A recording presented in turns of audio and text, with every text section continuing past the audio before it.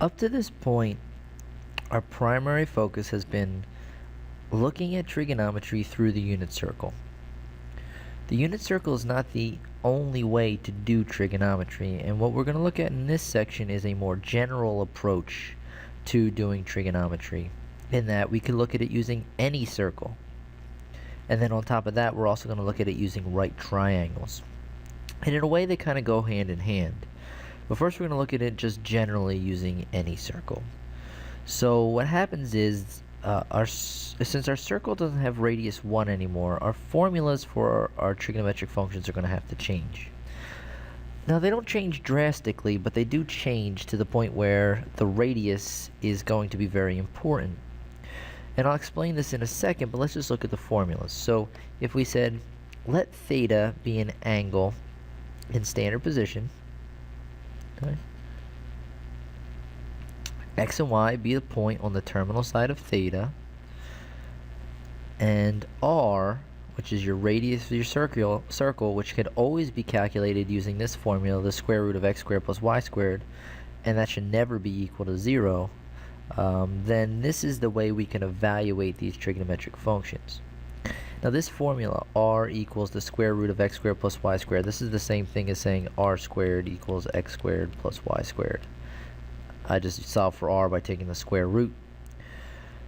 R represents the radius of a circle, and any circle, whether the circle's radius 1, 2, 3, 4, 5. We look at the unit circle to this point, which was 1 equals x squared plus y squared. In that case, the radius was 1. But really, this can be used for any circle, so r could end up being anything, which would change this value here. Now, if we do this, this is what the formulas are going to have to be. The sine of theta is not going to just be y anymore. The sine of theta is going to be y over r, which is really the same formula as before. If you think about it, our formula was that sine of theta equals y, and for the unit circle, r was 1. So I could have wrote it as y over 1, which would be y over r, but we just said y, because y over 1 is just y. So this is really very similar to the formula we were using before, because now, since r is not 1, r could be anything, I have to then worry about dividing y by other numbers other than 1, which does make a big difference. Cosine is going to be x over r. Again, same reason. It was pretty much the same as the unit circle, which was just x, but now r is not going to be 1. Tan theta is going to be y over x, which is exactly the same.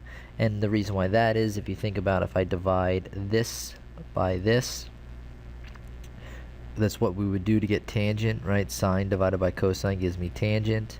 If I divide y over r and x over r, the r's cancel, and I'm left with y over x. So it's the same thing, but since the r's are going to cancel out, you get the same answer. Cosecant is going to be the reciprocal of the sine, so if this is y over r, this is r over y. Same thing for secant, x over r, so this is r over x, and x over y reciprocal. Okay, remember, we have these problems where these x's or y's can't be 0. Let me erase some of this so now you can see it again. The domains, ranges, all that's still the same. The functions are still the same. The answers I should get for a common angle should still be the same. This is just a new way of looking at it when we don't have a unit circle. Let me draw you a little picture that sort of describes what's happening here. So here's your x and your y-axis. What we would do is we would look at it, say, a unit circle. Let's say this is a unit circle. It's not a great picture, but this point right here would be 1, 0. This point right here would be 0, 1. And here's some angle theta, where the terminal side of this angle hits the unit circle. It's going to have an x and a y coordinate, right?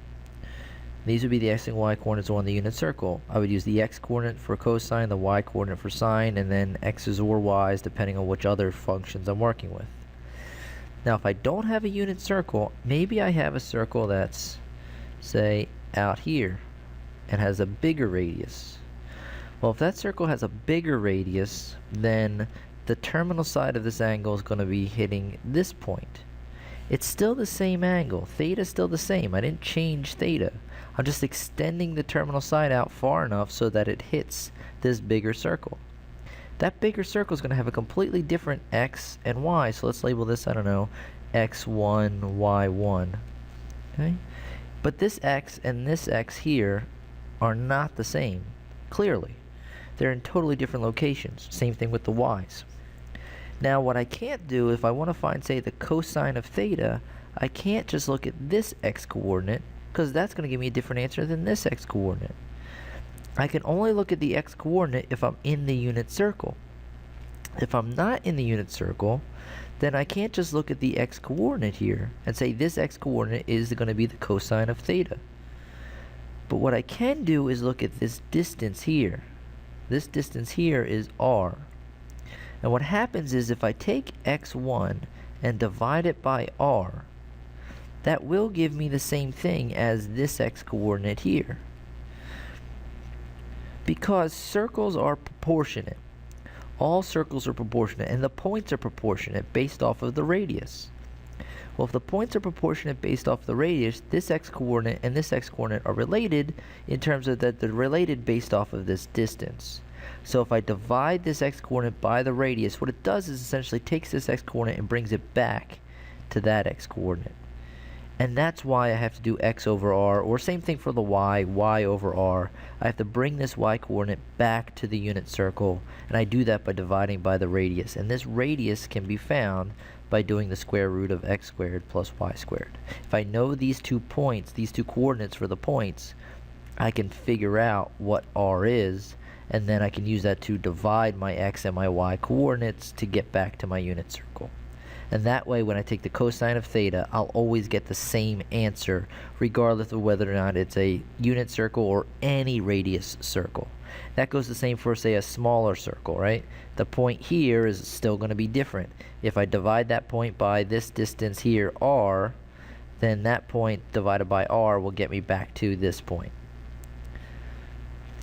So these are the new formulas you're going to have to work off of. And I think the biggest thing that you're going to have to deal with here is to assume for all problems from here on out that you are not working with a unit circle. That way, if you are working with a unit circle, you would just find out that r is 1, and you plug 1 in here for r, and you would get the right answer. But if it's not a unit circle, then you're still covered because you're still dividing by whatever r is, and you're using these formulas. So from this point on, assume that you're not working with a unit circle, and you can't just say sine of theta is equal to y, cosine of theta is equal to x, and so on. You have to think about it in these new formulas, that sine of theta equals y over r, cosine of theta equals x over r, etc. So here's your typical question that you would see for these types of problems. Let 4, -3 be on the terminal side of theta. Find the values of the sine, the cosine, and the tangent of theta. So what I would do is I would draw a picture first. So I'm looking at this very simple picture. Okay. 4, -3 is right here. Okay. This point is on the terminal side of theta. So let's just say here's theta. That doesn't matter whether I go clockwise or counterclockwise. I end up here. This is theta. This is the terminal side. And this point's on the terminal side. What you can think of is that there's some circle for which this point lies on, which is also on the terminal side. This is the intersection point. So now what I want to do is I want to find what the sine of theta, the cosine of theta, and what the tangent of theta are. Well, I need y over r for sine, x over r for cosine, and y over x for tangent. And I use these formulas because I gotta assume that this distance right here is not 1. This is my r. I don't know if it's 1 or not. There's no way of knowing unless I calculate it. So if I assume it's not 1, I'm covered whether it is or isn't. So let's figure out what r is first. R is going to be the square root of x squared plus y squared. So I'm going to get the square root of 4 squared plus -3 squared. So the square root of 16 plus 9, so 5. Square root of 25 is 5. So if r equals 5, I know that x equals 4 and y equals negative 3. That tells me that sine is going to be negative 3 over 5, cosine is going to be 4 over 5, and tangent is going to be negative 3 over 4. So I just found the values for these three functions for this particular angle. I don't know what theta is, but I do know what point theta relates to, and it's not even necessarily on a unit circle, because the radius of this circle is 5. But it doesn't matter. I don't have to have a unit circle. As long as I know a point on the terminal side of the angle, any point, I have this point, this point, this point, any point on this terminal side, I can use that point to help me calculate the sine, the cosine, and the tangent of theta, even if I don't know what theta is. Now, if I wanted to know what theta was, there's a way to find that out. Let's just look at that real quick. I mean, it's not really something that's required right now. We'll do it later in the section, but while we're here, we might as well. So if I want to know what theta is, I just need one of these values to do it. So let's look at sine. I know that the sine of theta equals negative 3/5. So if I want to find what theta is, well, remember, the sine of theta equals some number. I'm trying to figure out what theta is. That is the same thing as this question. The arcsine of negative 3/5 equals theta. Remember, this function is the function that goes backwards. It says if I have the answer for a sine, I can go back and figure out what the angle is. So this arcsine function can help me figure out what theta is because I know what the sine of theta is. Now here's the problem. You'd have to use a calculator in order to do this because negative 3/5 is not a common answer we're used to getting for some sine of theta. Common answers we're used to getting here would be like 1/2, square root of 2 over 2, square root of 3 over 2, 0, 1, negative 1. Right, these would be common answers for common angles. Like we would have 30 degrees, 45 degrees, 60 degrees, 90 degrees, whatever. So this, whatever angle this is, it's not a common angle that's giving me this answer. But this still doesn't mean I can't find the angle. So this is where you would want to use your calculator. You'd want to find the arc side of negative 3/5 in your calculator. Your calculator has a button that looks like this. And usually right above that button you see this. That's your inverse sine, your arc sine. Usually you have to hit the second command to get to that. So every calculator is a little different. I can't really necessarily tell you exactly how to do it on your calculator. Sometimes what you'd have to do is you'd have to hit this button first. Something like this would pop up. And then you'll put the negative 3/5 into that. Hit the equal sign and be done. Some calculators you have to hit the negative 3/5 in first. Then you hit that button. Every calculator is a little different. But if I was going to do this for this particular one, I would find out that theta equals negative 36.9 degrees. Let me double. Yeah, so negative 36.9 degrees. So try this in your calculator. See if you can come up with this answer. But, I mean, it doesn't relate to this problem particularly. For this problem, you would just stop here. But if you wanted to know what theta is, we can use this point to figure out what theta is as well. Not just to figure out what the sine, cosine, and tangent of theta are, but what the angle is itself. Just by knowing this little bit of information. Here's another problem. Different information, but same kind of problem in that what you want to do is find the sine of some angle. So find the sine of theta. We don't know what theta is, but we got some information about it. So what they told us is that the cosine of theta equals 3/5. Okay? And the tan of theta is negative, less than 0. What I would like to do with most of these is I like to draw a picture. So cosine is positive and tangent is negative. So if I think about where that is, well, cosine's positive and tangent's positive in quadrant 1. In quadrant 2, cosine's negative and tangent is negative. In quadrant 3, cosine is negative and tangent is positive.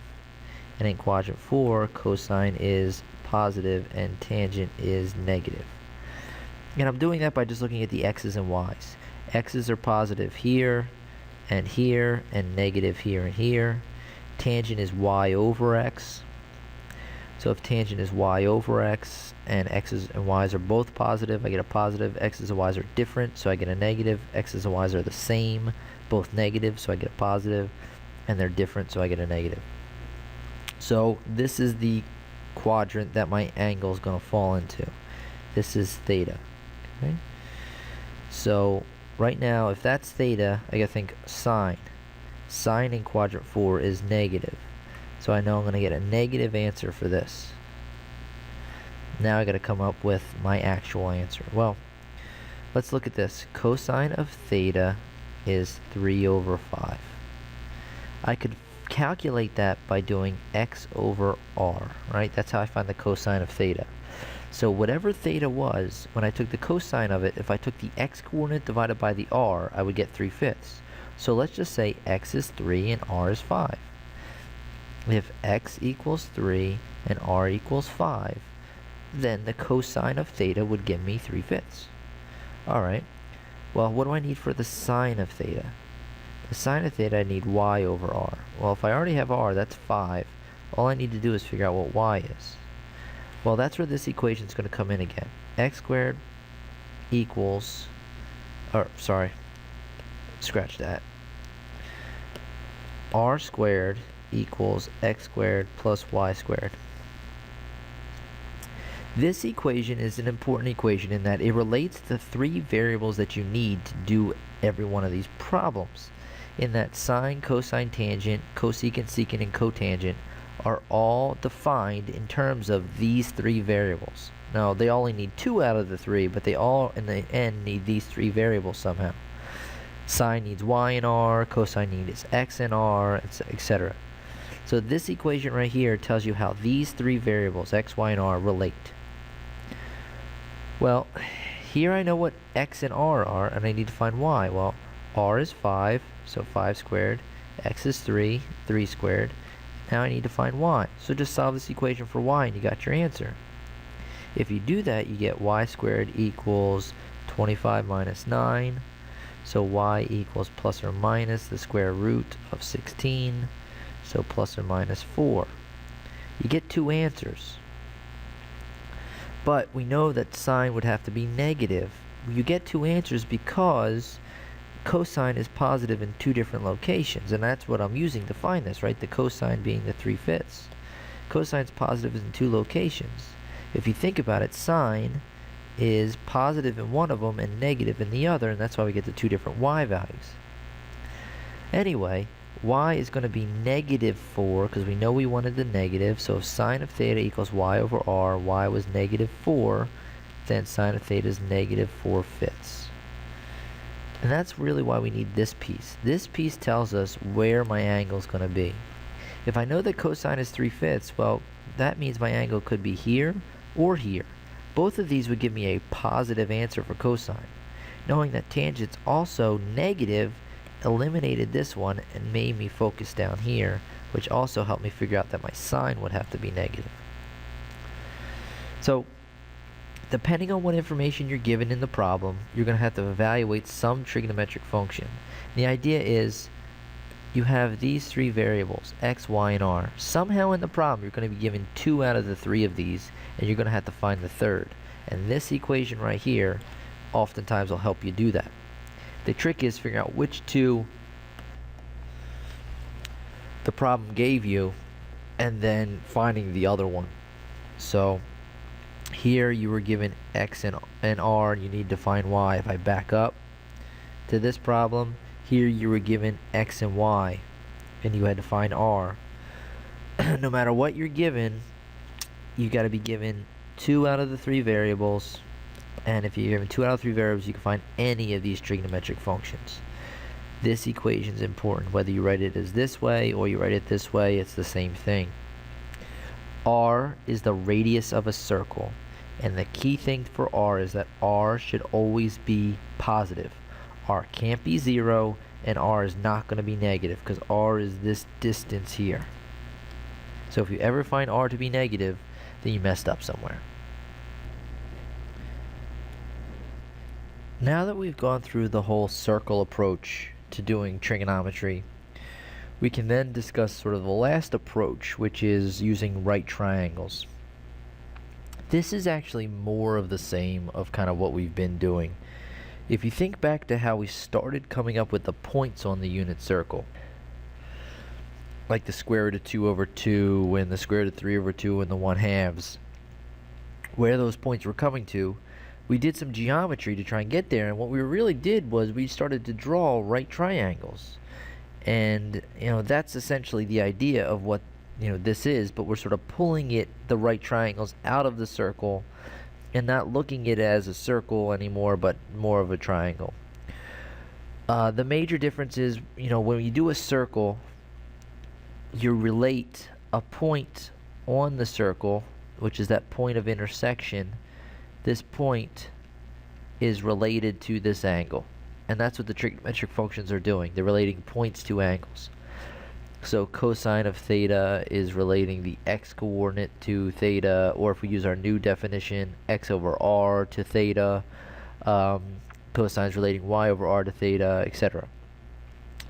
The right triangle approach is we're not going to be relating points to angles, but we're going to be relating sides of the triangle to angles. So it's just a different way of thinking about things. But in the long run, it's a lot of the same stuff. So, just to be familiar with some terminology, all right, a right triangle is a triangle that has a 90-degree angle inside of it. So that angle right there is a 90-degree angle. And what we need to do is we need to look at the sides of the triangle. We would label those sides hypotenuse, opposite, and adjacent. And the way you label them is dependent on which angle in the circle or in the triangle you're talking about. This triangle has two angles in it, or three angles in it, two of which are not the 90-degree angle. So you have your 90-degree angle, then you have this angle here, which we'll call, say, beta, and this angle here, which we could call theta. So if we look at these two angles, right, let's look at theta. So if we're looking at theta, for theta, this side of the triangle will be considered the hypotenuse, which we'll label HYP. The hypotenuse is the side that connects the angle that we're looking at, theta, and the other non-right angle, in this case beta. It's the side that doesn't touch the 90-degree angle. So we call that the side sort of opposite the 90-degree angle, the hypotenuse. For theta, and even for beta, this will be the hypotenuse. Now, opposite and adjacent is where things can change. So, if I look at this here, this side right here, we're going to call the adjacent side, which I'll label ADJ. This is the side that connects theta to the right angle. So this would be the adjacent side to beta, or to theta, okay? And this would be considered the opposite side to theta, okay? In that this is the side that connects the right angle and the other non-right angle. It's the side that doesn't touch theta. Now if I'm looking at beta, the hypotenuse is still the same hypotenuse. This is the side that touches the two angles that aren't right angles, the side opposite the 90-degree angle. But this side here is going to be considered the adjacent side to beta. This is the side that touches my angle, beta, and the 90-degree angle, connects those two. And this would be considered the opposite side to beta. It's the side that doesn't touch beta. So when I refer to this side right here, I need to figure out which angle am I referring to this side in terms of. If I'm referring to this side in terms of theta, this would be called the adjacent side. If I'm referring to this side in terms of beta, this would be the opposite side in terms of beta. What you need to know also as part of this is not just the terminology, but everyone should know the Pythagorean theorem that a squared plus b squared equals c squared. Typically what we'll say is that this side is a, this side is b, this side is c. So a squared plus, it doesn't matter, a squared plus b squared equals c squared. This side length squared plus this side length squared equals this side length squared. Now which one of these you call a and b doesn't really matter because it's a squared plus b squared. Since you're adding them, the order can be switched around, but which one is c? C is always the hypotenuse. That's important. A and b are the legs, what we would say the legs of the triangle, and c is the hypotenuse. Which you can look at this as the opposite squared plus adjacent squared equals hypotenuse squared. Which one you call opposite and adjacent can be reversed depending on what angle you're talking about, but still opposite squared plus adjacent squared should equal hypotenuse squared, should be the consistent one. And once you get that down, then what we can do is look at using these side lengths to define our trigonometric functions. So if I look at a right triangle, and I say this angle right here is my theta, this is my hypotenuse, this is my opposite side, this is my adjacent side. So what I'm going to do is I'm going to define the sine of theta to be the opposite side divided by the hypotenuse. The cosine of theta will be the adjacent side divided by the hypotenuse. The tangent of theta will be the opposite over the adjacent, which I could calculate by doing this one divided by this one gives me this one, because the hypotenuse would cancel and I have opposite divided by adjacent. These three here are the reciprocals. Still, I mean, everything we've talked about so far still has to stand, even if we're looking at right triangles. So the reciprocals, the division, all that's the same. We're just using the sides of the triangle instead of x's and y's and r's. Now this is really the same thing that we've been doing, because if I now relate this to the circle, here's my circle, here's my angle, theta, here's this point, x, y. Well, if I make a right triangle inside this circle, okay, this right triangle would have this be my hypotenuse, which was the same thing as what we called r. This side length is based off of whatever this y coordinate is. So the y coordinate is the length of this side, and the x coordinate is the length of this side. So whatever this point is, that's going to tell me the lengths of the sides of this triangle. So if I think about this, we said that sine of theta equals y over r. But if you look at this, y is actually opposite and r is adjacent. So that's the same thing as opposite over hypotenuse, which is the same definition I have here. So it all links together. It's just a matter of whether or not do you want to look at a circle, do you want to look at a triangle. I think lots of times what you're going to do is a combination of both, like this picture has in here. I have a triangle inside my circle. But this is how we can use right triangles to evaluate trigonometric functions. So here you need to be familiar with these definitions. Now, if you've had any type of trigonometry before, or maybe you've just heard some phrases from trigonometry, you might have heard something called SOHCAHTOA. I'm not a huge fan of a lot of these sayings that you use to memorize some of these terms, but it is something that is used quite often, so I should mention it. So you hear this term SOHCAHTOA. So it's this.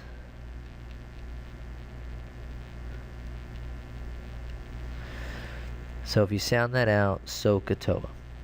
What it means is that sine is opposite over hypotenuse. That's the S, the O, and the H. Cosine,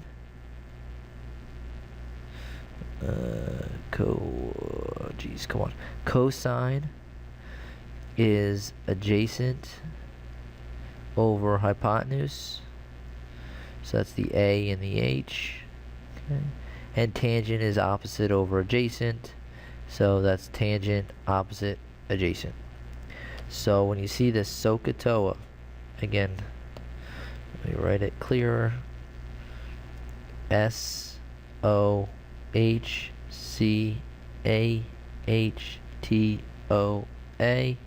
It helps you remember sine is opposite over hypotenuse, cosine is adjacent over hypotenuse, tangent's opposite over adjacent. Like I said, I'm not a big fan of these sayings, but if you are, and if you think that helps to help you memorize these, then go ahead and use it. Now we've looked at special angles to help us find the sine and cosine tangent of these special angles in the unit circle. Well, rather than look at them as a unit circle, we can look at special triangles with these special angles in them to help us do some of the basic trigonometry we've done so far. So there's two special triangles you need to make yourself familiar with. They're both right triangles. And then this triangle right here would be my 30 degrees, my 60 degrees, and my 90 degree triangle.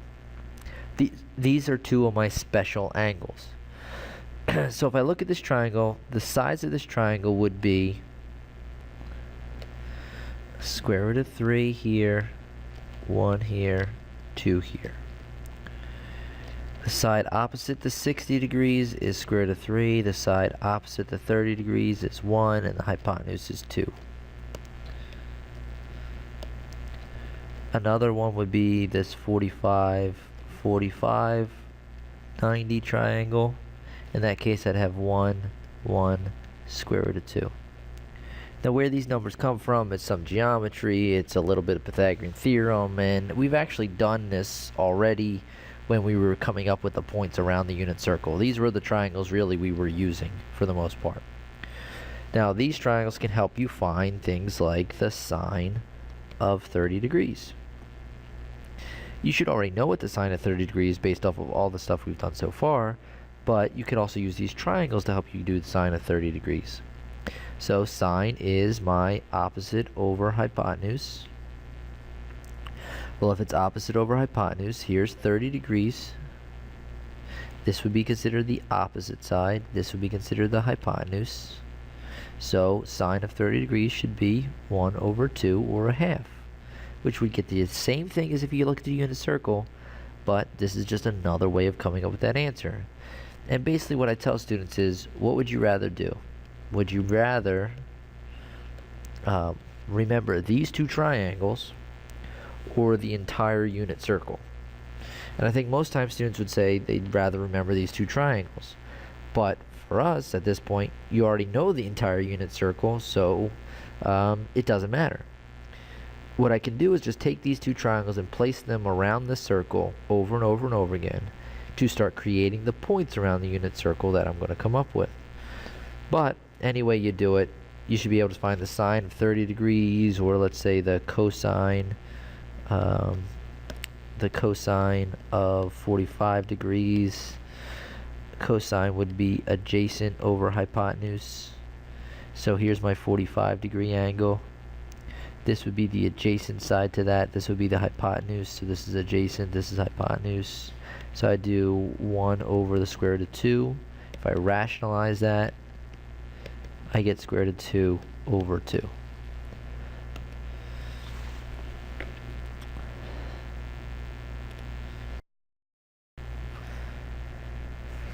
So here's the kind of question that you might see as it relates to triangles, right triangles specifically.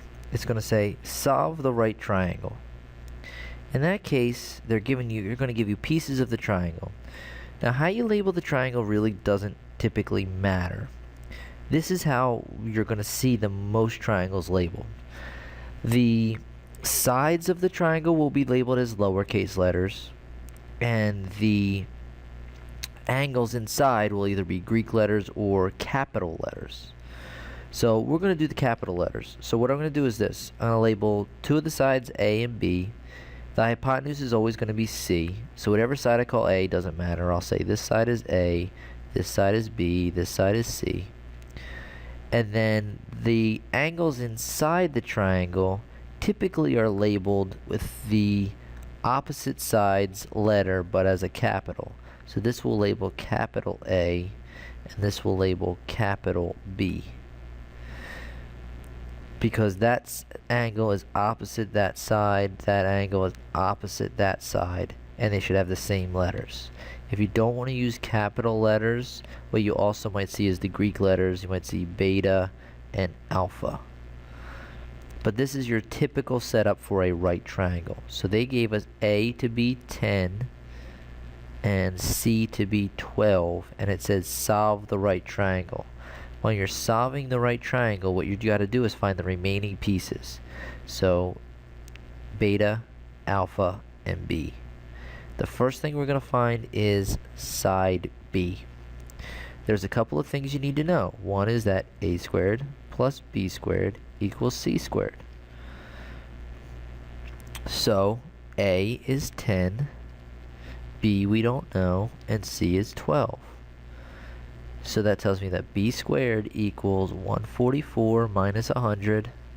So B equals the square root of 44. Now I'm going to use the positive square root. Whenever you're talking about sides of a triangle, your values should always be positive. You know, normally when you take the square root, you should do plus and minus. But since we're just talking about triangles themselves, sides of triangles are always positive. So I'm just going to say plus. I would simplify the square root of 44 as the square root of 4 times 11, which is 2 square root of 11. So B is 2 square root of 11. So now I have two more parts to find, angle A and angle B, or alpha and beta, whichever you want to call them. So let's find alpha. So if you want to find alpha, what do we need to know? We need to know what that angle is. There's a couple of things I can do. I can use the sides of the triangle to help me do this. Now, if I have a choice, I want to pick 2 out of these 3 sides. I probably would want to use this one and this one. Just for number's sake, those 2 numbers are easier than this number is right here. So if I'm going to look at these 2 numbers here, I gotta think, okay, here's my angle. This is the opposite side for alpha, and this is the hypotenuse for alpha. Okay. What trigonometric function do I use in terms of opposite and hypotenuse? And that would be sine. Sine of alpha is opposite over hypotenuse. Well, if that's the case, then the sine of alpha is equal to 10 over 12, or 5/6. Well, here's a question that we were just looked at a little while ago. If I know that the sine of alpha is 5/6, how do I find my angle alpha? Well, the arc sine of 5/6 should give me alpha. Again, if I plug that into my calculator, because 5/6 is not an answer I'm used to using when it comes to certain trigonometric angles, I would get 56.4 degrees. So now that I know that this is 56.4 degrees, I need to find beta. Well, there's 2 ways I can do it. I can use the same approach to find beta that I used for alpha, or if I know that the sum of angles inside any triangle equals 180 degrees, then I know that alpha, or A, plus B has to equal 90 degrees, because I already know that one of them is 90. So if I know that A is 56.4, then beta is going to be 90 minus 56.4. In that case, beta equals 33.6 degrees. So now we solved the whole triangle. We know what all the sides are. A is 10, C is 12, B we found to be 2 square root of 11. And we know what all the angles are. One of them is 90 degrees because it's a right triangle. One of the angles, alpha, is 56.4. The other angle, beta, is 33.6. So this is a fairly common type of question when it comes to right triangles, is the solve the triangle. Essentially what it means is, given a certain amount of information, find the remaining parts. So find the remaining angles and the remaining sides.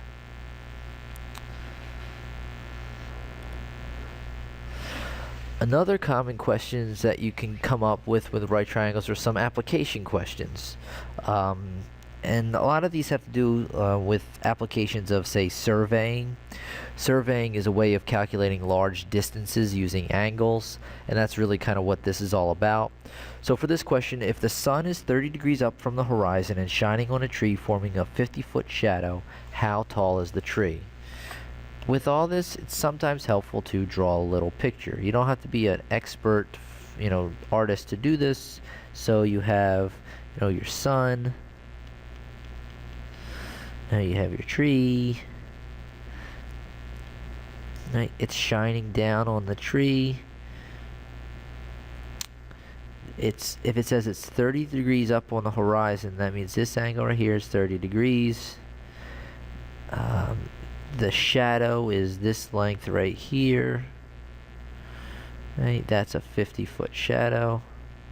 And what you're looking at really is a right triangle. So if I look at this right triangle right here, okay, I know that this angle is 30 degrees. I know that this side is my 50 feet. And the question is, how tall is the tree? Well, this distance here is the height of the tree. So I'm trying to find out this distance, which I'll call h. So if I look at this triangle, again, I'll redraw it so you can see it better. I get 30 degrees, 50, and h. I need to find h.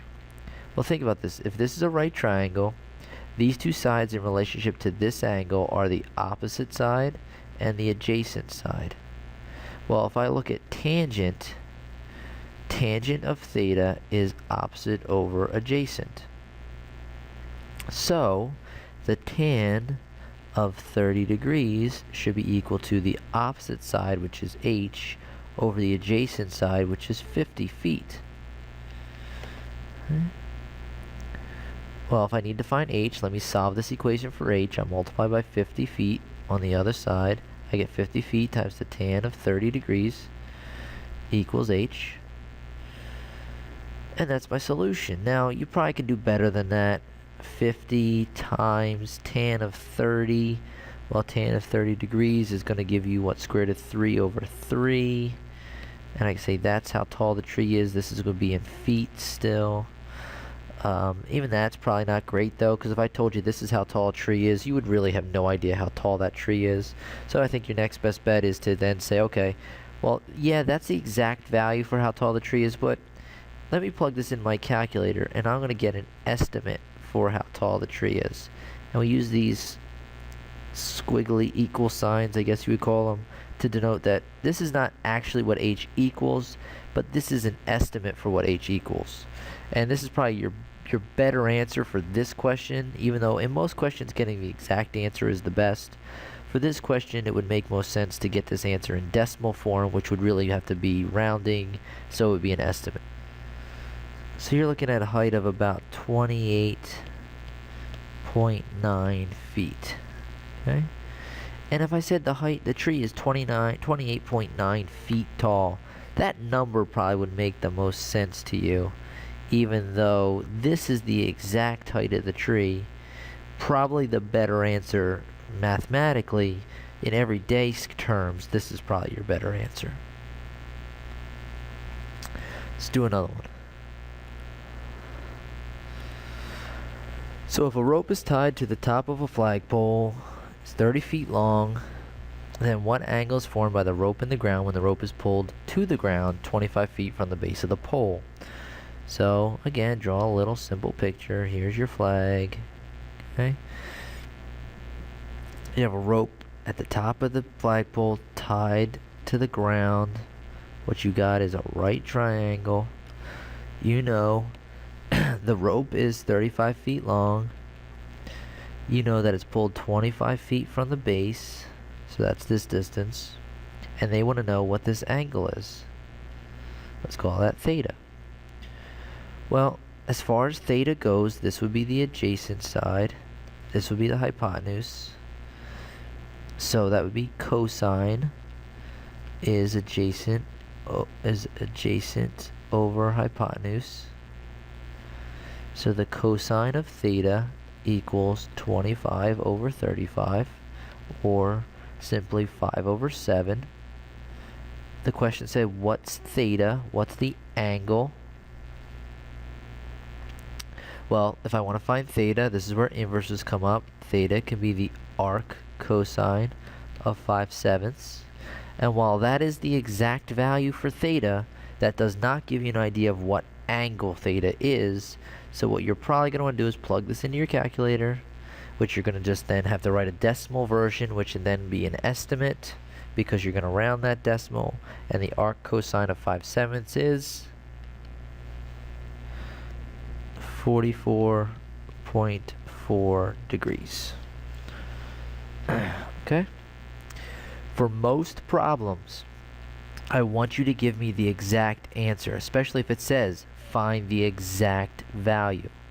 For these word problems, however, I am perfectly fine with you giving me an estimated answer, because that's a more realistic answer that would make most sense to you. If I said the angle is 44.4 degrees, roughly that's 45 degrees, you would have a visualization in your brain as to how big or how small that angle is.